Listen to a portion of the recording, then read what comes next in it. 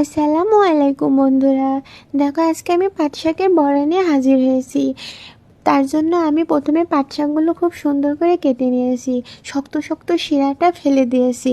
তারপরে খুব সুন্দর করে ধুয়ে পানি ঝরাই নিয়েছি এবং এর সাথে কিছু উপকরণ অ্যাড করে নিয়েছি।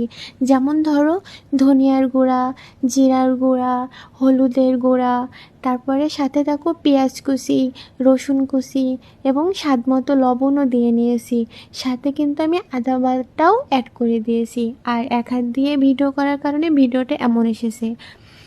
আর দেখো বন্ধুরা, এতে আমি কিছু বেসন দিয়ে নিয়েছি এবং বেসনের পাশাপাশি আমি চাউলের আটাও দিয়ে নিয়েছি, কারণ চাউলের আটা বেসন দেওয়াতে আমার সব কিছুর উপকরণ মিক্স করাতে অনেক ইয়ামি ইয়ামি হয়েছে।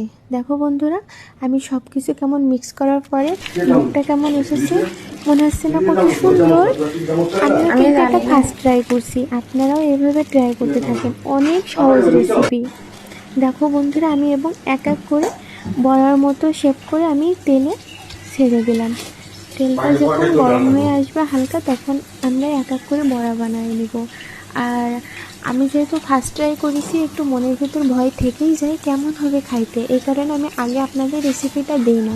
সবাই যখন ভালো বলে কিংবা খারাপ বলে, তখন আমি রেসিপিটা দিই এবং ভালো দিকটা তুলে ধরার চেষ্টা করি।